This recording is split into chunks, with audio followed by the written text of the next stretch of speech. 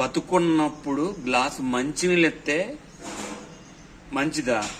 చనిపోయిన తర్వాత ఆడి పేరు చెప్పి ఆడి బాధంతా నేనే తీర్చానని చెప్పేసి 1000 మందికి భోజనాలు పెడితే మంచిదా? Yes or right? రాంగా? నేను చెప్పింది 100% నిజం. అంటే దీనికి సొల్యూషన్ ఉంది, మార్గం ఉంది. చెప్పడానికి కొంతమంది భయపడతారు, చెప్పడానికి కొంతమంది ఇష్టపడరు. ఎందుకంటే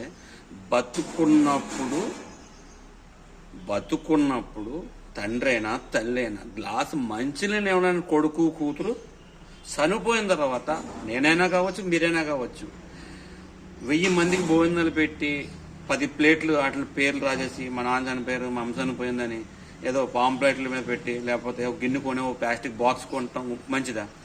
బతుకున్నప్పుడు భుజాల మీద వేసుకున్నవాడే కొడుకైనా తండ్రి అయినా, బతుకున్నప్పుడు వేసుకున్న వాళ్ళు తల్లి అయినా కూతురైనా, మధ్యలో వచ్చిన వాళ్ళు మధ్యలోనే పోతారు. కుటుంబం ఆ 4 లేకపోతే 6 అంటే వాళ్ళకి ఎంతోమంది సంతానం కలగచ్చు, 2తో ఆగచ్చు, 1తో ఆగచ్చు, పిల్లలే పుట్టకపోవచ్చు.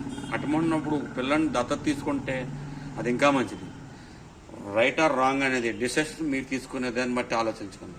ఇవాళ ఎవరిని నమ్మొద్దు గుడ్డిగా. మన కళ్ళల్లో మనం మోసపోయేదే మన ప్రవర్తనలో, మన తిరిగిందే మనకు వస్తుంది. జై హింద్.